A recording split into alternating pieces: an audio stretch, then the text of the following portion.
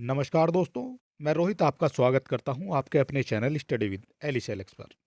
और आप जानते हैं, हम अपने चैनल के माध्यम से आरओ की तैयारी करा रहे हैं। और हमारा आज का जो वीडियो हो जाएगा, ये हो जाएगा उत्तर प्रदेश स्पेशल से। और हम उत्तर प्रदेश स्पेशल में आपको पूरा यूपी कवर करा रहे हैं। पूरा यूपी कवर हो जाएगा आपका मात्र 3 से 4 वीडियो में। और ये जो है 20 टॉपिक हैं, ये आपके हो जाते हैं। ये हम जो है सभी कवर करा रहे हैं आपको। और इससे पहले वीडियो में हमने आपको दिए हैं 1 से लेकर 100 प्रश्न। ठीक है। और आज जो है हम चलेंगे 101 नंबर से चलेंगे, और ये हम जाएंगे 200 तक। ठीक है। और इसमें हमारा जो है पूरा यूपी कवर होने वाला है। सारे क्वेश्चन आपके लिए इंपॉर्टेंट हो जाते हैं। एक एक क्वेश्चन को आपको देख लेना है। और ये उस तरह के क्वेश्चन है जो बार बार आपकी परीक्षा में पूछे जाते रहे हैं। तो चलिए देर ना करते हुए शुरू कर लेते हैं आज का वीडियो। इसमें आपको मिलने वाले हैं टॉप 100 क्वेश्चन। और चलिए दोस्तों देख लेते हैं आज का हमारा पहला क्वेश्चन क्या हो जाता है। और ये हो जाएगा नंबर 101। इससे पहले हमने आपको 100 क्वेश्चन तक करा दिए हैं पहले वीडियो में। और ये हो जाएगा जनसंख्या 2011 के अनुसार उत्तर प्रदेश का सर्वाधिक साक्षरता वाला जिला कौन सा हो जाता है। सर्वाधिक साक्षरता वाला जिला ये हो जाता है आपका गौतम बुद्ध नगर, 2011 की जनगणना के अनुसार। 2 नंबर देख लेते हैं। जनगणना 2011 के अनुसार सर्वाधिक औसत साक्षरता वाले निम्नलिखित 4 जिलों का अवरोही क्रम आपको बताना है। अवरोही क्रम यानी आपका घटता क्रम ये हो जाता है। तो सबसे पहले आप जानते हैं गौतम बुद्ध नगर सबसे पहले आ जाएगा। तो ये 2 ऑप्शन तो आपके एलिमिनेट हो जाते हैं। और गौतम बुद्ध नगर के बाद आपका आ जाता है कानपुर नगर। कानपुर नगर के बाद आपका औरैया आ जाता है। और औरैया के बाद आपका आ जाता है इटावा। और ये दिए गए हैं आपके ऑप्शन नंबर बी में। और ये हो जाता है आपका जनगणना 2011 के अनुसार सर्वाधिक औसत साक्षरता वाले 4 जिले। गौतम बुद्ध नगर 80.12% हो जाती है। इसके बाद कानपुर नगर 79.65% हो जाती है। और औरैया की बात करेंगे, ये आपका हो जाता है 78.95% हो जाता है। और इटावा की जो साक्षरता है ये आपकी 78.41% हो जाती है। भारत की जनगणना 2011 के अनुसार उत्तर प्रदेश के निम्नलिखित में से किस जिले की साक्षरता दर सर्वाधिक है। साक्षरता दर सर्वाधिक हो जाएगी, किसकी हो जाएगी ये आपको बताना है। तो इनमें से ऑप्शन में जो है सबसे पहले आपका गौतम बुद्ध नगर आ जाता है, लेकिन यहाँ जो है कहीं भी नहीं दिया गया है। और इसके बाद आपका जो है सबसे ज़्यादा जो इसमें हो जाएगी वो आपकी हो जाती है गाजियाबाद में। ठीक है। उसके बाद जो है ये सभी जिले आ जाते हैं। और 2011 की बात करेंगे तो इलाहाबाद की आपकी 72 पॉइंट कुछ प्रतिशत हो जाती है। बरेली की बात करेंगे तो ये आपका हो जाता है 58% के आसपास हो जाती है। और वाराणसी की भी आपकी जो है 75 के आसपास हो जाती है। और गाजियाबाद की बात करेंगे तो ये आपकी हो जाती है 78.1%। ठीक है, ये आपकी हो जाती है गाजियाबाद की। और आपसे पूछा गया कौन सा जो है सर्वाधिक साक्षरता दर हो जाएगी, तो गाजियाबाद की इनमें से हो जाती है ऑप्शन के हिसाब से। निम्नलिखित जनपदों में किसमें साक्षरता दर सबसे कम हो जाएगी। साक्षरता दर सबसे कम हो जाएगी। और ये क्वेश्चन जो है आपसे आरओ की परीक्षा में पूछा गया है। सबसे कम किसमें हो जाएगी, तो ये हो जाती है आपकी श्रावस्ती। श्रावस्ती में साक्षरता दर सबसे कम हो जाती है। अगला क्वेश्चन देख लेते हैं। उत्तर प्रदेश के निम्नलिखित जिलों में किसमें जनगणना 2011 के अनुसार निम्नतम साक्षरता अंकित की गई है। निम्नतम साक्षरता अंकित की गई है, किसमें हो जाती है निम्नतम साक्षरता, तो यहाँ भी आपका आंसर जो है शरावस्ती हो जाएगा। 2011 की जनगणना के आधार पर उत्तर प्रदेश के संदर्भ में निम्नलिखित आंकड़ों में से कौन सा सही सुमेलित नहीं है। कौन सा सही सुमेलित नहीं है ये आपको बताना है। और इनमें से देश की जनसंख्या में उत्तर प्रदेश की जनसंख्या का प्रतिशत ये आपका गलत हो जाता है। तो ये आपका 18.5% नहीं है, ये हो जाता है आपका 16.5%। ठीक है। और ये ही जो है आपका सुमेलित नहीं है। आपसे पूछा गया कौन सा सुमेलित नहीं है, तो ए आपका सुमेलित नहीं है। और बाकी आपके जो है प्रति वर्ग किलोमीटर घनत्व ये आपका 829 हो जाएगा। और 2001 और 11 की दशक में जनसंख्या में प्रतिशत वृद्धि ये आपकी 20.23% हो जाएगी। और महिला साक्षरता ये आपकी 57.18% हो जाती है। और ये क्वेश्चन भी आपसे आरओ की परीक्षा में पूछा गया है, और ये वो क्वेश्चन है जो बार बार आपकी परीक्षा में पूछे जाते हैं। 2011 की जनगणना के अनुसार उत्तर प्रदेश में पुरुष और महिला का अनुपात क्या हो जाता है? 2011 की जनगणना के अनुसार आपसे अनुपात पूछा गया है।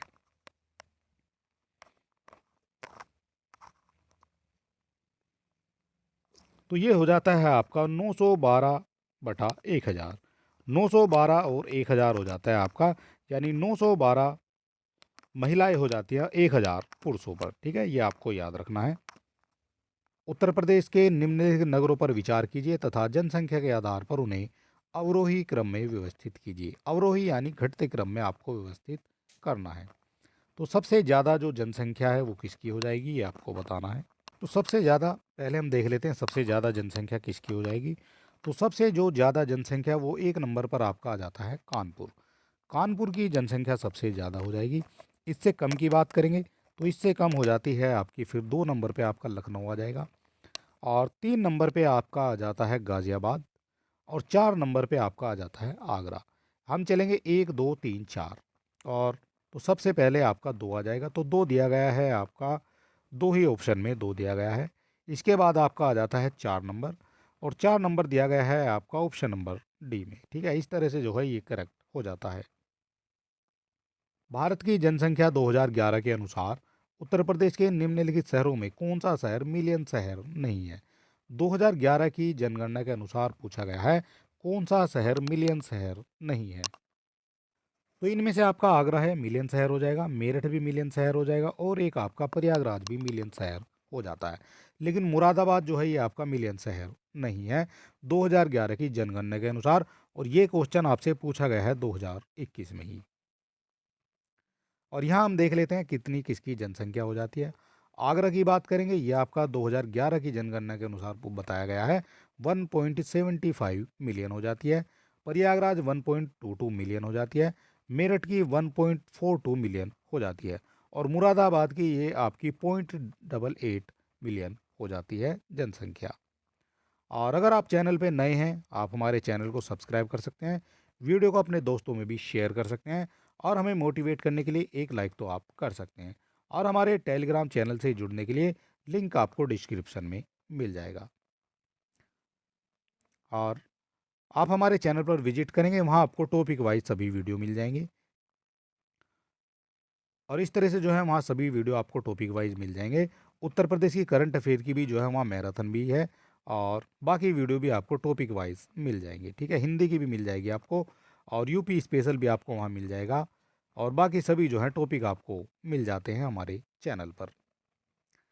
उत्तर प्रदेश के कानपुर और लखनऊ नगर किस भारतीय जनसंख्या वर्ष में 10 लाखीय नगर बने थे? 10 लाखीय नगर बने थे। लखनऊ की बात की गई है, और एक आपका कानपुर की बात की गई है। तो ये हो जाते हैं आपके 1971 में और 1980 में। कानपुर की बात करेंगे, ये आपका 1971 में हो जाता है। लखनऊ की बात करेंगे, ये आपका 1900 हो जाता है। 10 लाखीय नगर बने थे। अगला क्वेश्चन देख लेते हैं, निम्नलिखित भारतीय नगरों में से मलिन बस्तियों का प्रतिशत 2011 की जनगणना के अनुसार सबसे कम कहाँ रहा है? सबसे कम कहाँ रहा है? तो सबसे कम हो जाता है आपका अहमदाबाद में। ठीक है, और ये भी क्वेश्चन आपसे पूछा गया है। अगला क्वेश्चन देख लेते हैं, जनगणना 2011 के अनुरूप निम्नांकित उत्तर प्रदेश के जिलों में से किस जिले में ग्रामीण क्षेत्र में रहने वाले लोगों की संख्या अधिकतम हो जाती है? ग्रामीण क्षेत्र में रहने वाले लोगों की संख्या अधिकतम हो जाती है, कहाँ हो जाती है? तो ये हो जाती है आपकी इलाहाबाद में, और ये भी जो है आपका 2011 की जनगणना के अनुसार पूछा गया है। और समझ लेते हैं, दिए गए विकल्प में जनगणना 2011 के अनुसार उत्तर प्रदेश के ग्रामीण क्षेत्रों में रहने वाले लोगों की अधिकतम संख्या इलाहाबाद यानी प्रयागराज में आती है, और इसके बाद पुनः जो है इसके बाद क्रम से उन्नाव में हो जाती है। इसके बाद आपका तीसरे नंबर पर वाराणसी आ जाता है, और फोर्थ नंबर पर आपका हमीरपुर हो जाता है ग्रामीण जनसंख्या के मामले में। अगला क्वेश्चन देख लेते हैं, निम्नलिखित में कौन उत्तर प्रदेश का जनसंख्या की दृष्टि से सबसे बड़ा जनपद हो जाता है? बात की गई है जनसंख्या की दृष्टि से सबसे बड़ा जनपद हो जाता है उत्तर प्रदेश का। तो जनसंख्या की दृष्टि से उत्तर प्रदेश का सबसे बड़ा जो जनपद है ये आपका इलाहाबाद हो जाता है, और ये भी जो है आर की परीक्षा में पूछा गया है। बात करेंगे अगले क्वेश्चन के बारे में। उत्तर प्रदेश के निम्नलिखित जिलों में वर्ष 2011 की जनगणना के अनुसार किसमें जनसंख्या सबसे कम थी? जनसंख्या सबसे कम किस में हो जाती है ये आपको बताना है, और सबसे कम जनसंख्या ये आपकी महोबा की हो जाती है। उत्तर प्रदेश का सबसे बड़ा वन्य जीव विहार कौन सा हो जाएगा? तो ये हो जाता है आपका हस्तिनापुर वन्य जीव विहार, और ये आपका हो जाता है मेरठ जिले में। हस्तिनापुर वन्य जीव विहार, हस्तिनापुर वन्य जीव विहार ये आपका 1986 में इसकी स्थापना हो जाती है, और 2073 वर्ग किलोमीटर इसका जो है क्षेत्रफल हो जाता है। इसके बाद चंद्रप्रभा आ जाएगा, 1957 में इसकी स्थापना हो जाती है, 78 वर्ग किलोमीटर ये हो जाता है। किशनपुर की बात करेंगे, 1972 में जो है इसकी स्थापना हो जाती है, और 203.41 जो है इसका क्षेत्रफल हो जाता है वर्ग किलोमीटर। रानीपुर आपका 1977 में स्थापित हो जाता है, और 263 जो है वर्ग किलोमीटर इसका क्षेत्रफल हो जाता है। इसी हिसाब से आपका जो सबसे बड़ा है ये आपका हस्तिनापुर हो जाता है। उत्तर प्रदेश में एक बब्बर शेर सफारी स्थापित किया जा रहा है, ये किया गया था आपका 2013 में, और ये कहाँ किया गया था? तो ये आपका हो जाता है इटावा में। इटावा में आपका बब्बर शेर सफारी स्थापित किया गया था। निम्नलिखित में कौन सा अभ्यारण्य सही सुमेलित नहीं है? सही सुमेलित कौन सा अभ्यारण्य नहीं है ये आपको बताना है। समसपुर की बात करेंगे, ये आपका रायबरेली में हो जाता है। नवाबगंज ये आपका इलाहाबाद में नहीं है, ये आपका हो जाता है उन्नाव में। उन्नाव में हो जाता है आपका नवाबगंज। बखीरा की बात करेंगे, ये संत कबीर नगर में हो जाता है, और सांडी जो है ये आपका हरदोई जिले में हो जाता है। और ये भी क्वेश्चन जो है आपसे आर की परीक्षा में पूछा गया है। इस वीडियो में आपको टोटल 100 क्वेश्चन मिलने वाले हैं, और सारे क्वेश्चन आपके लिए इंपॉर्टेंट हो जाते हैं। निम्नलिखित में से कौन सुमेलित है ये आपको बताना है। सुमेलित की बात की गई है। बखीरा की बात करेंगे, ये उन्नाव में नहीं है, बखीरा आपका संत कबीर नगर जिले में हो जाता है। ओखला वन्य जीव विहार ये ललितपुर में नहीं है, ये आपका गौतम बुद्ध नगर जिले में हो जाता है। सांडी की बात करेंगे, ये आपका हरदोई नगर में हो जाता है, और महावीर स्वामी ये आपका बस्ती में नहीं है, तो ये कहाँ हो जाएगा? तो ये आपका ललितपुर में हो जाता है। ठीक है, ये आपको याद रखना है। ललितपुर जिले में आपका महावीर स्वामी वन्य जीव विहार हो जाता है। आपसे पूछा गया कौन सा सुमेलित है, तो सी केवल एक आपका इसमें से सुमेलित हो जाता है।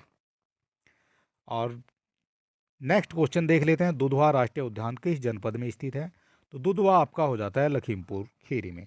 दुधवा राष्ट्रीय उद्यान ये लखीमपुर खीरी में हो जाता है, और ये क्वेश्चन वो है जो बार बार आपकी परीक्षा में पूछा जाता रहा है। उत्तर प्रदेश में नवाबगंज पक्षी विहार ये कहाँ स्थित हो जाता है? नवाबगंज पक्षी विहार ये आपका हो जाता है उन्नाव जनपद में। उन्नाव जनपद में स्थित हो जाता है आपका नवाबगंज पक्षी विहार। सुराताल पक्षी विहार स्थित है, तो सुराताल ये कहाँ स्थित हो जाता है? सुराताल आपका बलिया में स्थित हो जाता है। ठीक है, बलिया जिले में स्थित हो जाएगा सुराताल पक्षी विहार। नेक्स्ट क्वेश्चन देख लेते हैं। निम्नलिखित में कौन सा एक खनिज उत्तर प्रदेश में नहीं पाया जाता है? कौन सा है जो उत्तर प्रदेश में नहीं पाया जाता है? और इस वीडियो में आपको जो है 20 टॉपिक से क्वेश्चन लिए गए हैं, सभी टॉपिक जो है आपको इसमें मिल जाते हैं। और इसमें उत्तर प्रदेश में नहीं पाया जाएगा, तो अभ्रक है ये आपका उत्तर प्रदेश में नहीं पाया जाएगा। नेक्स्ट क्वेश्चन देख लेते हैं। सूची 1 को सूची 2 से सुमेलित करना है, और कूट से जो है सही उत्तर का भी आपको चयन करना है। इधर आपकी सूची 1 हो जाती है, इधर आपकी सूची 2 हो जाती है। और यहाँ हम बात करेंगे सोनभद्र के बारे में। ये किससे संबंधित हो जाता है? सोनभद्र। तो सोनभद्र आपका चूने पत्थर से संबंधित हो जाएगा। इलाहाबाद की बात करेंगे, इलाहाबाद ये आपका शीशे वाली बालू से संबंधित हो जाएगा। ललितपुर की बात करेंगे, ललितपुर किससे संबंधित हो जाएगा? तो ये आपका तांबे से संबंधित हो जाता है, तांबा मिल जाता है ललितपुर में। और मिर्ज़ापुर बसता है, तो ये आपका नॉन प्लास्टिक फायर के लिए हो जाती है आपकी मिर्ज़ापुर में। इस तरह से आप समझेंगे। ए का आपका 4 हो जाता है, ए का 4 दिया गया है आपका 2 ऑप्शन में। बी का आपका 3 हो जाता है, और बी का 3 आपका दोनों ऑप्शन में दिया गया है। इसके बाद आपका सी का 2 हो जाता है, और सी का 2 दिया गया है आपका ऑप्शन नंबर बी में। और ऑप्शन नंबर बी जो है ये आपका हो जाता है करेक्ट। और ये क्वेश्चन आपसे आर की परीक्षा में भी 2 बार पूछा गया है। उत्तर प्रदेश में पाए जाने वाले प्रमुख खनिज कौन से हो जाएंगे? उत्तर प्रदेश में पाए जाने वाले प्रमुख खनिज आपसे पूछे गए हैं और ये हो जाते हैं आपके लाइम स्टोन और डोलोमाइट। लाइम स्टोन तथा डोलोमाइट ये आपके उत्तर प्रदेश में पाए जाने वाले प्रमुख खनिज हो जाते हैं और ये भी जो है आर की परीक्षा में पूछा गया है। उत्तर प्रदेश में कोयले के भंडार पाए जाते हैं। उत्तर प्रदेश में कोयले के भंडार कहाँ पाए जाएंगे? तो ये हो जाता है आपका सिंगरौली क्षेत्र और सिंगरौली क्षेत्र ये आपका सोनभद्र जिले में हो जाता है। ठीक है, ये भी आपको याद रखना है। सिंगरौली कहाँ हो जाएगा? सिंगरौली आपका सोनभद्र जिले में हो जाता है। और अगर अभी तक आपने हमारा 12 महीने का करंट अफेयर नहीं देखा है तो आप देख सकते हैं। ये करंट अफेयर आपको उत्तर प्रदेश का मिल जाएगा और ये जो है जनवरी से दिसंबर तक की मैराथन क्लास हो जाती है और इसमें आपको टोटल जो है लगभग इसमें आपको 250 के आसपास क्वेश्चन मिल जाएंगे और ये जो है पिछले 12 महीने का संपूर्ण करंट अफेयर हो जाता है। ठीक है, ये आपको देख लेना है। आप हमारे चैनल पर विजिट करेंगे, वहाँ आपको जो है टॉपिक वाइज सभी वीडियो मिल जाएंगे और वहाँ जो है उत्तर प्रदेश स्पेशल का करंट अफेयर भी आपको मिल जाएगा।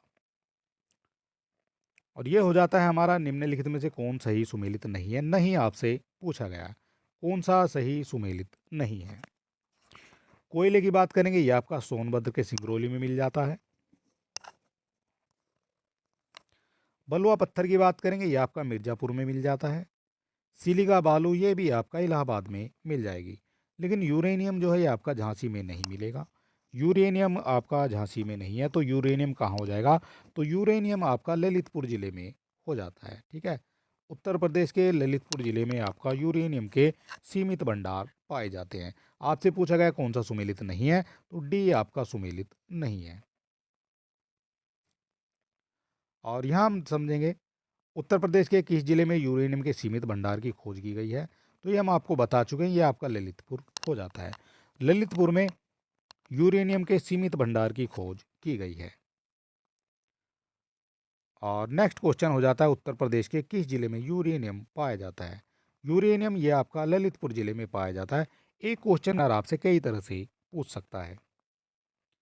और बात करते हैं अगले क्वेश्चन के बारे में। पश्चिमी उत्तर प्रदेश के संदर्भ में निम्नलिखित कथनों में से कौन सा सही है? कौन सा सही हो जाएगा ये आपको बताना है। पहला पॉइंट देख लेते हैं, उत्तर प्रदेश का पश्चिमी क्षेत्र अन्य क्षेत्रों की तुलना में अधिक विकसित है, तो ये तो आपका करेक्ट हो जाता है। जो आपका पश्चिमी क्षेत्र है उत्तर प्रदेश का, ये अन्य क्षेत्रों की तुलना में अधिक विकसित हो जाता है और यह क्षेत्र हरित क्रांति का साक्षी रहा है, तो ये भी आपका करेक्ट हो जाता है। हरित क्रांति का जो सर्वाधिक प्रभाव है उत्तर प्रदेश में, ये पश्चिमी क्षेत्र पर ही पड़ा था। ठीक है, इस हिसाब से आपके दोनों करेक्ट हो जाते हैं और दोनों करेक्ट दिए गए हैं आपके ऑप्शन नंबर ए में। एक और दो दोनों आपके करेक्ट हो जाते हैं। और यहाँ हम बात करेंगे अगले क्वेश्चन के बारे में। उत्तर प्रदेश में किसान समृद्धि आयोग का गठन किस वर्ष में हुआ था? किसान समृद्धि आयोग की बात की गई है। इसका जो गठन है ये किस वर्ष में हो जाता है? तो इसका गठन आपका 2017 में हो जाता है और ये किस लिए हो जाता है? किसानों की आय जो है ये दुगनी करने के लिए इसका गठन किया गया था और ये आय जो है दुगनी करनी थी 2022 तक। ठीक है, ये क्वेश्चन भी आपसे आर की परीक्षा में पूछा गया है। नेक्स्ट क्वेश्चन है, उत्तर प्रदेश में कृषि उत्पादन बढ़ाने में कौन सा कारक सबसे अधिक प्रभावी हो जाता है?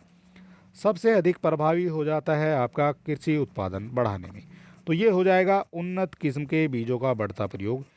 उन्नत किस्म के बीजों का अगर आप प्रयोग करेंगे तो उसमें जो है कृषि में उत्पादन क्षमता बढ़ जाएगी। और यहाँ हम बात कर लेते हैं अगले क्वेश्चन की। उत्तर प्रदेश में परंपरागत भूमि मापन इकाई है। उत्तर प्रदेश में परंपरागत भूमि मापन इकाई क्या हो जाती है? तो उत्तर प्रदेश में हो जाती है आपकी बीघा। उत्तर प्रदेश में बीघा से जो है भूमि मापन किया जाता है।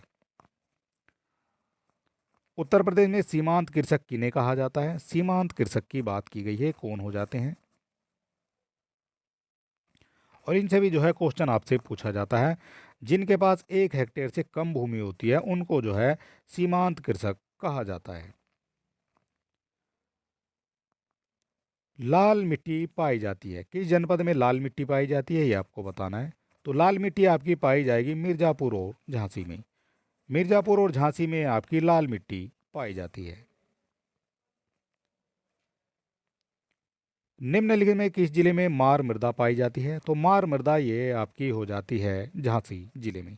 झांसी जिले में आपकी मार मृदा पाई जाती है और ये क्वेश्चन आपसे आर की परीक्षा में पूछा गया है। और यहाँ हम देखते हैं अगला क्वेश्चन। उत्तर प्रदेश में ऊसर मृदा का विस्तार मिलियन हेक्टेयर में लगभग कितना हो जाता है? ऊसर मृदा की बात की गई है तो ये हो जाता है आपका 1.2 मिलियन हेक्टेयर में पाया जाता है ऊसर मृदा का विस्तार। नेक्स्ट क्वेश्चन हो जाता है, उत्तर प्रदेश में खरीफ फसल की बुआई होती है।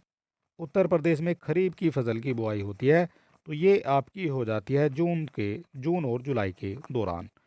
जून जुलाई के दौरान आपकी खरीफ की फसल की बुआई हो जाती है और ये 139 नंबर हो जाता है। भारत में उत्तर प्रदेश जिस पैदावार का सबसे बड़ा उत्पादक हो जाता है, सबसे बड़ा उत्पादक किस का हो जाता है ये आपको बताना है। उत्तर प्रदेश की बात की गई है तो ये आपका खाद्यान्न के उत्पादन में सबसे बड़ा उत्पादक राज्य हो जाता है। ठीक है, सबसे ज़्यादा जो खाद्यान्न का उत्पादन करता है वो आपका उत्तर प्रदेश हो जाता है। 140 के बारे में देख लेते हैं। भारत में उत्तर प्रदेश का द्वितीय स्थान है, किसके उत्पादन में द्वितीय स्थान पर आ जाता है? गन्ने में पहले स्थान पर है, आलू में पहले स्थान पर है, गेहूं में पहले स्थान पर, लेकिन धान के उत्पादन में ये आपका सेकंड स्थान पर हो जाता है। ठीक है, और ये ही आपसे पूछा गया है, धान के उत्पादन में सेकंड स्थान पर हो जाता है। उत्तर प्रदेश के लिए निम्नलिखित कथनों में से कौन से कथन सही हैं? उत्तर प्रदेश के लिए सही कौन से हो जाते हैं ये आपको बताना है। पहला पॉइंट देखेंगे, भारत में गन्ने उत्पाद का सबसे बड़ा हब हो जाता है उत्तर प्रदेश, तो ये तो आपका करेक्ट हो जाता है। भारत का उच्चतम दूध उत्पादक भी हो जाता है, ये भी आपका करेक्ट हो जाता है। भारत में चावल का सबसे बड़ा उत्पादक हो जाता है, तो ये आपका गलत हो जाता है। चावल के उत्पादन में यूपी जो है ये आपका सेकंड नंबर यानी दूसरे नंबर पर आ जाता है। एक और दो आपके करेक्ट हो जाते हैं। एक और दो दिए गए हैं आपके ऑप्शन नंबर डी में। ठीक है, ऑप्शन नंबर डी में दिए गए हैं आपके, एक और दो आपके करेक्ट हो जाते हैं और बाकी आपके गलत हो जाते हैं। और ये नेक्स्ट क्वेश्चन हो जाएगा, भारत के राज्यों में उत्तर प्रदेश किस उत्पाद का सबसे बड़ा उत्पादक नहीं है? सबसे बड़ा उत्पादक नहीं है ये आपसे पूछा गया। आलू का सबसे बड़ा हो जाएगा, गन्ने का हो जाएगा, गेहूं का सबसे बड़ा हो जाएगा, लेकिन फूलों का जो है सबसे बड़ा उत्पादक नहीं है उत्तर प्रदेश। और यहाँ हम समझ लेते हैं 143, निम्न फसल समूहों में से किसके उत्पादन में उत्तर प्रदेश संपूर्ण देश में अग्रणी हो जाता है? संपूर्ण देश में अग्रणी है किसके उत्पादन में? तो ये हो जाता है आपका गेहूं, गन्ना और आलू। गेहूं, गन्ना और आलू के उत्पादन में उत्तर प्रदेश संपूर्ण देश में अग्रणी हो जाता है। भारत के राज्यों में उत्तर प्रदेश निम्नलिखित में से किन फसलों का अग्रणी उत्पादक हो जाता है? अग्रणी उत्पादक हो जाता है, और ये क्वेश्चन भी आपसे आर की परीक्षा में 2017 में ही पूछा गया है। इसमें आपका हो जाता है बी करेक्ट, यानी गेहूं, आलू और गन्ना, इनमें जो है अग्रणी उत्पादक हो जाता है उत्तर प्रदेश। 145 नंबर देख लेते हैं, निम्नलिखित में से किस फसल में उत्तर प्रदेश भारत में सबसे बड़ा उत्पादक नहीं है? सबसे बड़ा उत्पादक किस में नहीं है ये आपको बताना है। आलू में सबसे बड़ा हो जाएगा, गन्ने में सबसे बड़ा हो जाएगा, गेहूं में भी सबसे बड़ा हो जाता है, लेकिन चावल के उत्पादन में ये जो है द्वितीय स्थान पर आ जाता है। ठीक है, इस तरह से जो है आपके क्वेश्चन पूछे जाते हैं। और बात करेंगे 146 की, निम्नलिखित में से किस फसल के उत्पादन में उत्तर प्रदेश देश में सबसे बड़ा उत्पादक हो जाता है? सबसे बड़ा उत्पादक हो जाता है ये आपसे पूछा गया है, और इसका करेक्ट आंसर हो जाता है आपका आलू के उत्पादन में उत्तर प्रदेश सबसे बड़ा हो जाता है ऑप्शन के हिसाब से। और उत्तर प्रदेश के बारे में निम्नलिखित कथनों पर विचार करना है और आपको बताना है, दिए गए कोट से जो है सही कथन का आपको चयन करना है। और यहाँ हम समझेंगे कौन कौन से हो जाते हैं। पहला कथन हो जाता है यह देश में सर्वाधिक दूध उत्पादक राज्य है, तो ये तो आपका करेक्ट हो जाएगा। एक वाले तो आपके सही हो जाते हैं, एक आपका इसमें नहीं, ये गलत हो जाएगा। और इसमें देश का अधिकतम आलू की खेती की जाती है, ये भी आपका करेक्ट हो जाता है। और यह देश का प्रमुख गन्ना उत्पादक राज्य है, तो ये भी आपका करेक्ट हो जाता है। एक, दो और तीन तो आपके करेक्ट हो गए हैं। धान के उत्पादन में देश में इसका तीसरा स्थान है, तो ये आपका गलत हो जाएगा। तीसरे स्थान पर नहीं है, धान में है ये दूसरे स्थान पर। ठीक है, और आपसे पूछा गया कौन सा जो करेक्ट है, तो एक आपका करेक्ट है, दो करेक्ट है और तीन करेक्ट है। एक, दो, तीन और 1 2 3 दिए गए हैं आपके ऑप्शन नंबर बी में, तो ये ही जो है आपका करेक्ट हो जाता है। और यहाँ हम समझेंगे 148 से, भारत के मेथा तेल उत्पादन में उत्तर प्रदेश का योगदान कितने प्रतिशत हो जाता है। मेथा तेल उत्पादन में उत्तर प्रदेश का योगदान ये आपका 85% हो जाता है, और ये भी जो है आपसे पूछा गया क्वेश्चन है। यहाँ हो जाता है हमारा 149 नंबर, और इसमें हमारे टोटल लगभग जो है 400 से 500 क्वेश्चन आपको मिलने वाले हैं टोटल, और ये जो है 3 से 4 वीडियो में हम इसको कवर करा देंगे। भारत में चावल कृषि क्षेत्र में उत्तर प्रदेश की कोटी है। उत्तर प्रदेश की कोटी हो जाएगी चावल कृषि क्षेत्र में, तो इसका जो है करेक्ट आंसर हो जाता है आपका द्वितीय। किसी भी तरह से एग्जामिनर आपसे क्वेश्चन पूछ सकता है। उत्तर प्रदेश के किस क्षेत्र में सोयाबीन की फसल मुख्यतः उगाई जाती है। सोयाबीन की फसल की बात की गई है, और इसका करेक्ट आंसर हो जाता है आपका बुंदेलखंड क्षेत्र में सोयाबीन की फसल उगाई जाती है। उत्तर प्रदेश में आंवले का सर्वाधिक उत्पादन करने वाला जिला कौन सा हो जाएगा, ये आपको बताना है। उत्तर प्रदेश में आंवले का सर्वाधिक उत्पादन करने वाला जिला, तो ये हो जाता है आपका प्रतापगढ़। ठीक है, प्रतापगढ़ जो है आंवले का सर्वाधिक उत्पादन करता है उत्तर प्रदेश में। और ये हो जाता है हमारा 152 नंबर। उत्तर प्रदेश में संतरे की पैदावार वाला प्रमुख जिला निम्नलिखित में से कौन सा हो जाएगा। संतरे की पैदावार की बात की गई है, इसका करेक्ट आंसर हो जाता है आपका सहारनपुर। सहारनपुर में आपका संतरा सबसे ज़्यादा पैदा होता है। उत्तर प्रदेश के निम्नलिखित में कौन सा जिला संतरे का सर्वाधिक उत्पादक हो जाता है। यहाँ भी आपसे संतरे का सर्वाधिक उत्पादक पूछा गया, कौन सा जिला हो जाएगा, और इसका भी करेक्ट आंसर आपका हो जाता है सहारनपुर। सहारनपुर में आपका सर्वाधिक संतरे की पैदावार हो जाती है। उत्तर प्रदेश का कौन सा जनपद दशहरी आम का सर्वोच्च उत्पादक हो जाता है। दशहरी आम की बात की गई है, सर्वोच्च उत्पादक कौन हो जाएगा, तो ये हो जाता है आपका लखनऊ। लखनऊ में सर्वोच्च उत्पादकता हो जाती है दशहरी आम की।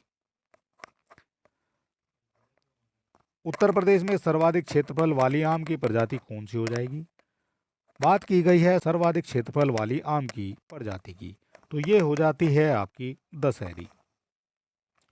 दशहरी जो है उत्तर प्रदेश में सर्वाधिक क्षेत्रफल वाली आम की प्रजाति हो जाती है। और ये हो जाता है हमारा 156 नंबर। उत्तर प्रदेश की प्रमुख वाणिज्य उपज कौन सी हो जाएगी। वाणिज्य उपज आपसे पूछी गई है, कौन सी हो जाती है, और ये बार बार आपसे क्वेश्चन पूछा जाता रहा है। तो वाणिज्य फसल आपकी हो जाती है गन्ने की। उत्तर प्रदेश की प्रमुख नकदी फसल कौन सी हो जाएगी। नकदी फसल आपसे पूछी गई है, उत्तर प्रदेश की कौन सी हो जाती है, और उत्तर प्रदेश की नकदी फसल हो जाएगी आपका गन्ना। गन्ने की फसल उत्तर प्रदेश की नकदी फसल हो जाती है। अर्जुन बांध नहर से उत्तर प्रदेश का लाभान्वित जिला कौन हो जाएगा। आपसे पूछा गया है अर्जुन बांध के बारे में। अर्जुन बांध नहर से उत्तर प्रदेश का लाभान्वित जिला हो जाता है हमीरपुर। ठीक है, ये आपको याद रखना है, हमीरपुर लाभान्वित हो जाएगा अर्जुन बांध नहर से। और ये हो जाता है हमारा नेक्स्ट क्वेश्चन। उत्तर प्रदेश का पारीछा बांध किस नदी पर अवस्थित है। पारीछा बांध आपसे पूछा गया है, तो ये आपका हो जाता है बेतवा नदी पर। बेतवा नदी पर आपका पारीछा बांध हो जाता है। रानी लक्ष्मीबाई बांध अवस्थित है, किस नदी पर अवस्थित हो जाएगा, तो इसका भी करेक्ट आंसर आपका हो जाता है बेतवा नदी। रानी लक्ष्मीबाई अवस्थित हो जाता है बेतवा नदी पर। और ये हो जाता है हमारा नेक्स्ट क्वेश्चन। निम्नलिखित में कौन सी परियोजना उत्तर प्रदेश में पेयजल परियोजना हो जाती है। पेयजल परियोजना कौन सी हो जाएगी, तो ये हो जाती है आपकी गोकुल बैराज परियोजना। ये उत्तर प्रदेश की पेयजल परियोजना हो जाती है, गोकुल बैराज परियोजना। उत्तर प्रदेश की सर्वाधिक लंबी नहर कौन सी है, ये आपसे पूछी गई है।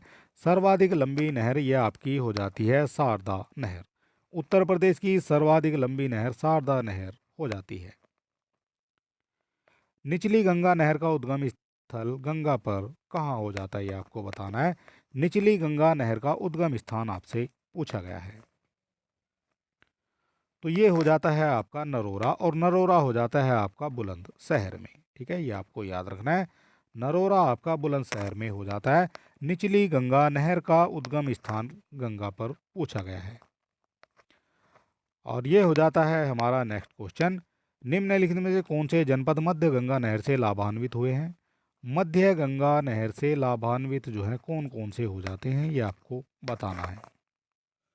तो ये हो जाते हैं, एक आपका मथुरा हो जाएगा, एक अलीगढ़ हो जाएगा और आपका हाथरस भी हो जाता है, लेकिन आगरा जो है इससे लाभान्वित नहीं है। 2, 3 और 4 हो जाएंगे आपके करेक्ट, और 2, 3, 4 दिए गए हैं आपके ऑप्शन नंबर डी में। ठीक है, ये आपको याद रखना है, आगरा जो है इससे लाभान्वित नहीं होता है। निम्नलिखित में से कौन सा युग्म सुमेलित नहीं है? नहीं है ये आपसे पूछा गया, कौन सा जो है सुमेलित नहीं है। बिठूर की बात करेंगे, इधर आपके नगर और कस्बा दिया गया है, इधर आपकी नदियाँ दी गई है। बिठूर की बात करेंगे, ये आपका गंगा नदी पर हो जाता है। गोरखपुर की बात करेंगे, ये आपका राप्ती नदी पर हो जाता है। और जौनपुर की बात करेंगे, ये आपका सई नदी पर नहीं है, ये आपका गलत हो जाता है।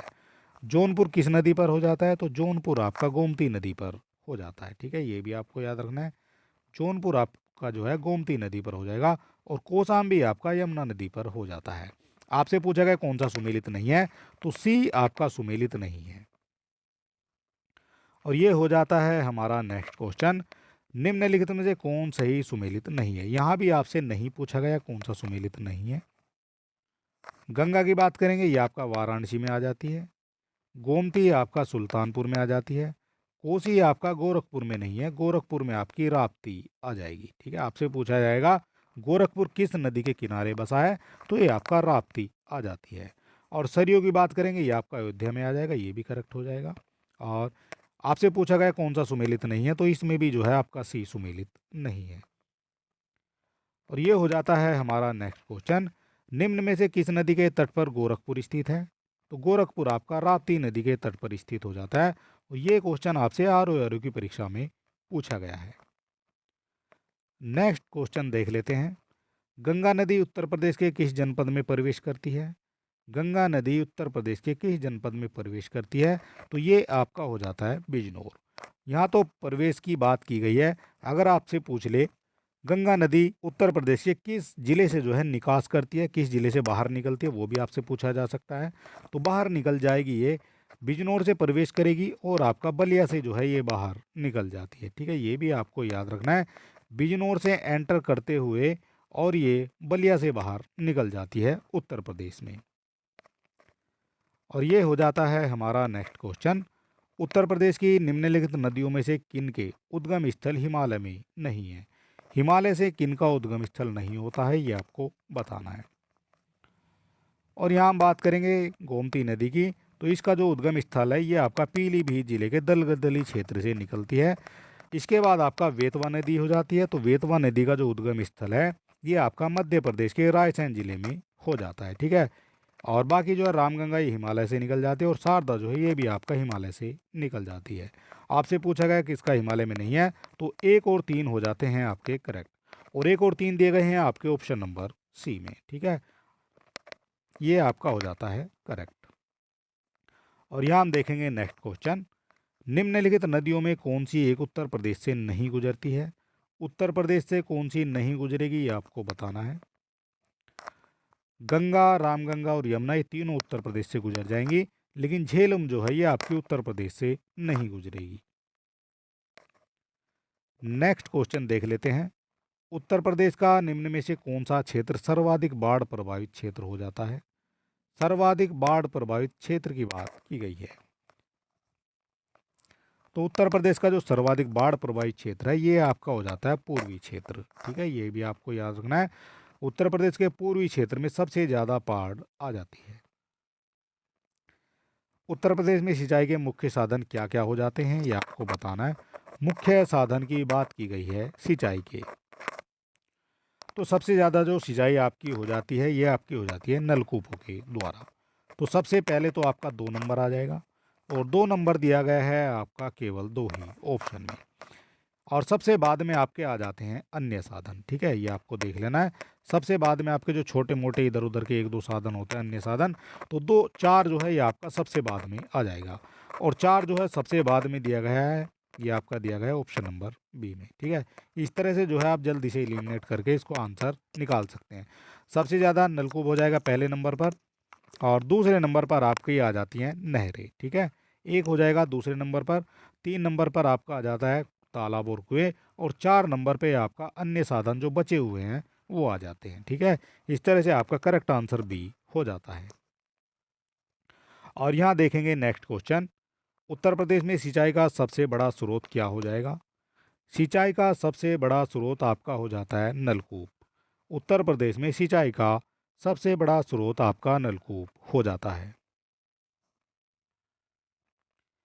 और ये हो जाता है हमारा नेक्स्ट क्वेश्चन, निम्न राज्यों में कौन ट्यूबवेल सिंचाई के क्षेत्र में सर्वोच्च है? ट्यूबवेल सिंचाई के क्षेत्र में सर्वोच्च हो जाता है, तो ये आपका उत्तर हो जाता है। और ये भी क्वेश्चन जो है आर की परीक्षा में पूछा गया है, और ये वो क्वेश्चन है जो आपको एज इट इज़ आपकी परीक्षा में देखने को मिल सकते हैं। इन क्वेश्चनों में कोई भी जो है चेंज नहीं होता, ये एज इट इज उठाकर पूछ लिए जाते हैं। उत्तर प्रदेश में कौन सा जिला अवनलिका अपर्दन से सर्वाधिक प्रभावित है? अवनलिका अपर्दन से प्रभावित हो जाता है सर्वाधिक, ये कौन सा हो जाएगा? तो ये हो जाता है आपका इटावा। इटावा जिला अवनलिका अपर्दन से सर्वाधिक प्रभावित जिला हो जाता है। और यहाँ हम बात करेंगे जीटी रोड नहीं गुजरती है। इसमें जो है आपके 20 टॉपिक दिए गए हैं, और 20 के 20 टॉपिक से आपके क्वेश्चन इन वीडियो में आपको देखने को मिल जाएंगे। पहला क्वेश्चन दिया गया है आपका, जीटी रोड नहीं गुजरती है, कहाँ से नहीं गुजरेगी? इलाहाबाद से गुजर जाएगी, आगरा से गुजर जाएगी, एक आपका मुगल सराय से गुजर जाएगी, लेकिन अलीगढ़ से जो ये नहीं गुजरेगी। इस तरह से आपका करेक्ट आंसर सी हो जाता है, ठीक है। जीटी रोड आपकी किसके द्वारा बनवाई गई थी, ये भी आपसे पूछ लिया जाता है। तो ये आपकी शेर शाह के द्वारा बनवाई गई थी, ठीक है, ये भी आपको याद रखना है। शेर शाह के द्वारा बनवाई गई थी आपकी जीटी रोड। राष्ट्रीय राजमार्ग विकास परियोजना के उत्तर दक्षिण तथा पूर्व पश्चिम गलियारे मिलते हैं, ये कहाँ मिलते हैं? तो ये आपके मिल जाएंगे झांसी में, ठीक है। ये आपका हो जाता है भारत, और इस तरह से जो है ये आपका उत्तर दक्षिण और पूर्व पश्चिम, ये आपके गलियारे जो यहाँ मिलेंगे, ये जो क्षेत्र होगा ये आपका हो जाता है झांसी में, ठीक है, ये आपको याद रखना है।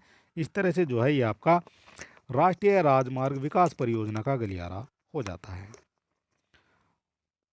और ये हो जाता है next question, Agra Lucknow express way की हाईवे की लंबाई आपसे पूछी गई है, कितनी हो जाती है? और ये क्वेश्चन आपका करंट का हो सकता है 2017 का, और इस हिसाब से आपको जो है सभी हाईवे की लंबाई याद रखनी है जो आपके करंट में बने हुए हैं। और अगर करंट आपने नहीं पढ़ी है अभी तक, तो आप हमारे चैनल पर जाएंगे, वहाँ आपको करंट अफेयर की सभी वीडियो मिल जाएंगी। बात करेंगे आगरा लखनऊ एक्सप्रेस हाईवे की लंबाई, तो ये आपकी लगभग 300 किलोमीटर हो जाती है, ठीक है। और ये जो है लगभग में ही आपसे पूछी गई है। अगर आप चैनल पर नए हैं तो आप हमारे चैनल को सब्सक्राइब कर सकते हैं, वीडियो को अपने दोस्तों में भी शेयर कर सकते हैं, और हमारे टेलीग्राम और व्हाट्सएप चैनल से जुड़ने के लिए लिंक आपको डिस्क्रिप्शन में मिल जाएगा। और यहाँ हम देखते हैं next question, Yamuna express way है। यमुना एक्सप्रेस वे ये हो जाता है कहाँ से कहाँ तक, ये आपसे पूछा गया है। तो ये हो जाएगा आपका ग्रेटर नोएडा से आगरा तक हो जाता है आपका यमुना एक्सप्रेस वे। उत्तर प्रदेश में पूर्वांचल एक्सप्रेस वे मार्ग निम्नलिखित में किस नगर से नहीं गुजरेगा? किस नगर से नहीं गुजरेगा आपका पूर्वांचल एक्सप्रेस वे मार्ग? तो ये हो जाता है आपका फैजाबाद से गुजरेगा, आजमगढ़ से और मऊ से भी ये गुजरेगा, लेकिन बस्ती ज़िले से ये नहीं गुजरेगा, ठीक है, ये आपको याद रखना है। बस्ती ज़िले से आपका पूर्वांचल एक्सप्रेस वे नहीं गुजरेगा। और यहाँ हो जाता है हमारा नेक्स्ट क्वेश्चन, जनरथ नाम दिया गया था। जनरथ नाम किसको दिया गया था? तो ये हो जाती है आपकी उत्तर प्रदेश सरकार द्वारा प्रारंभ किए गए निम्न लागत एसी बस सेवा को जनरथ नाम दिया गया था। और ये जो है उस समय का करंट का क्वेश्चन हो जाता है 2013 के आसपास का, ठीक है, ये आपको याद रखना है। 2013 में जो पिछली सरकार थी उनके द्वारा जो है इसकी शुरुआत की गई थी, और उस समय जो है ये क्वेश्चन पूछा गया था आर की परीक्षा में। राजीव गांधी राष्ट्रीय विमानन विश्वविद्यालय उत्तर प्रदेश में कहाँ स्थित हो जाता है? बात की गई है राजीव गांधी राष्ट्रीय विमानन विश्वविद्यालय की, ये कहाँ स्थापित हो जाता है? तो ये हो जाता है आपका फुर्सतगंज में, ठीक है, ये आपको याद रखना है। ये क्वेश्चन बार बार आपकी परीक्षा में पूछा जाता रहा है। और ये फुर्सतगंज कहाँ हो जाएगा, ये आपका हो जाता है अमेठी में। ठीक है, ये भी आपको याद रखना है। और ये क्वेश्चन जो है आपसे आर की परीक्षा में ही पूछा गया है। इस तरह के क्वेश्चन जो है आपसे ज़्यादा जो है पूछे जाते हैं। सूची एक को सूची दो से सुमेलित करना है और सही उत्तर का आपको चयन करना है। इधर आपकी सूची एक हो जाती है नगर और सूची दो में आपके हवाई अड्डे दिए गए हैं। कौन सा हवाई अड्डा किससे संबंधित हो जाता है ये आपको बताना है। और लखनऊ की बात करेंगे तो लखनऊ में आपका हो जाता है अमोसी हवाई अड्डा। वाराणसी में आपका बाबतपुर हवाई अड्डा हो जाएगा। कानपुर में आपका चकेरी हो जाता है और आगरा में आपका हो जाता है खेरिया हवाई अड्डा। इस हिसाब से ए का आपका 3 हो जाएगा। ए का 3 आपका दिया गया है 2 ऑप्शन में और बी का आपका 1 हो जाएगा और बी का 1 आपका दिखाया गया है ऑप्शन नंबर डी में। ठीक है, ए का 3 हो जाएगा, बी का 1 हो जाएगा, सी का 4 और डी का आपका 2 हो जाता है। निम्न में से कौन सा युग्म सुमेलित नहीं है? कौन सा युग्म सुमेलित नहीं है ये आपको बताना है। कानपुर आपका चकेरी में हो जाता है, ये तो आपका करेक्ट हो जाएगा। वाराणसी में आपका बाबतपुर हो जाता है और लखनऊ में आपका मौसी हवाई अड्डा हो जाता है। आगरा में आपका फुर्सतगंज, ये आपका गलत हो जाएगा। फुर्सतगंज आपका अमेठी में हो जाता है। ठीक है, ये आपको याद रखना है। फुर्सतगंज की बात की गई है तो ये आपका अमेठी में हो जाता है। निम्नलिखित नृत्यों में से कौन एक सुमेलित नहीं है? कौन सुमेलित नहीं है ये आपको बताना है। और कर्मा जो नृत्य है ये आपका महोबा से संबंधित नहीं है। धुरिया आपका बुंदेलखंड से हो जाएगा, धीवर कहार हो जाएगा और नटवरी आपका पूर्वांचल। और कर्मा जो है ये आपका सोनभद्र से संबंधित हो जाता है। ठीक है, ये आपको याद रखना है। कर्मा से जो है सबसे ज़्यादा आपसे क्वेश्चन पूछे जाते हैं। ठीक है, आपसे पूछा गया कौन सा सुमेलित नहीं है, तो ए आपका सुमेलित नहीं है। कर्मा जिस क्षेत्र का लोक नृत्य है उसमें समाविष्ट जिला हो जाता है। कर्मा जिस क्षेत्र का लोक नृत्य है वो कौन सा हो जाता है, तो वो आपका सोनभद्र हो जाता है। ठीक है, कर्मा नृत्य ये सोनभद्र का नृत्य हो जाता है और ये जो है बार बार आपकी परीक्षा में पूछा जाता है। यहाँ भी आपसे पूछा गया कर्मा लोक नृत्य हो जाता है, तो ये क्वेश्चन आपसे आर की परीक्षा में पूछा गया है और इसका करेक्ट आंसर आपका सी हो जाता है, यानी सोनभद्र। और नेक्स्ट क्वेश्चन हमारा हो जाता है, ये भी आप आर की परीक्षा में पूछा गया है। कर्मा एक लोक नृत्य हो जाता है। कर्मा एक लोक नृत्य हो जाता है, ये भी आपका सोनभद्र का हो जाता है। यहाँ बात की गई है धुरिया के बारे में। धुरिया लोक नृत्य हो जाता है। धुरिया लोक नृत्य कहाँ का है, तो ये आपका बुंदेलखंड का लोक नृत्य हो जाता है धुरिया। उत्तर प्रदेश का मुख्य लोक नृत्य कौन सा है, तो उत्तर प्रदेश का जो मुख्य लोक नृत्य है ये आपका धोबिया हो जाएगा, सायरा हो जाएगा और राई भी हो जाएगा। और तीनों आपके हो जाते हैं और तीनों आपके दिए गए हैं ऑप्शन नंबर डी में। उपयुक्त सभी आपके उत्तर प्रदेश के लोक नृत्य हो जाते हैं। और यहाँ बात करेंगे कार्तिक एक लोक नृत्य है। कार्तिक एक लोक नृत्य हो जाता है, तो कार्तिक लोक नृत्य ये किस क्षेत्र का हो जाता है, तो ये हो जाता है आपका बुंदेलखंड का। बुंदेलखंड का लोक नृत्य हो जाता है आपका कार्तिक नृत्य। और ये हो जाता है हमारा नेक्स्ट क्वेश्चन, निम्नलिखित लोक नृत्यों में से कौन उत्तर प्रदेश के बुंदेलखंड क्षेत्र का लोक नृत्य नहीं है? बुंदेलखंड क्षेत्र का कौन सा लोक नृत्य नहीं है ये आपको बताना है। तो रवाला ये बुंदेलखंड का हो जाएगा, बढ़ैया भी बुंदेलखंड का हो जाएगा और एक आपका राय भी बुंदेलखंड का हो जाएगा। लेकिन डांडिया नृत्य जो है ये आपका बुंदेलखंड का नृत्य नहीं है। ठीक है, डांडिया कहाँ हो जाएगा, तो डांडिया जो है ये आपका गुजरात का लोक नृत्य हो जाता है। ठीक है, ये आपको याद रखना है। बाकी सभी जो हैं ये आपके बुंदेलखंड के लोक नृत्य हो जाते हैं। उत्तर प्रदेश के ब्रजमंडल का संबंध इनमें से किस लोक नृत्य से हो जाता है? ब्रजमंडल से जो है आपके काफ़ी क्वेश्चन पूछे जाते हैं लोक नृत्य के बारे में। कौन सा हो जाता है ब्रजमंडल से संबंधित, तो ब्रजमंडल से आपका चरकुला संबंधित हो जाता है। ठीक है, ये आपको याद रखना है। चरकुला ब्रज भूमि का लोक नृत्य हो जाता है। और यहाँ भी जो है क्वेश्चन पूछा गया है चरकुला प्रमुख लोक नृत्य कहाँ का हो जाता है, तो ये आपका हो जाता है ब्रज भूमि का। ठीक है, क्वेश्चन जो है एग्जामिनर आपके से किसी भी तरह से पूछ सकता है। उत्तर प्रदेश में प्रथम खेल गांव की स्थापना की गई है। खेल गांव की स्थापना कहाँ की गई थी ये आपको बताना है। तो प्रथम खेल गांव की स्थापना ये आगरा में हो जाती है। ठीक है, आगरा में हो जाती है आपकी खेल गांव की स्थापना। लोक नृत्य राहुला का संबंध यूपी के निम्न में से किस एक क्षेत्र से हो जाता है? राहुला आपसे पूछा गया है, राहुला का संबंध उत्तर प्रदेश के किस क्षेत्र से हो जाता है? तो ये हो जाता है आपका बुंदेलखंड क्षेत्र से। ठीक है, ये आपको याद रखना है।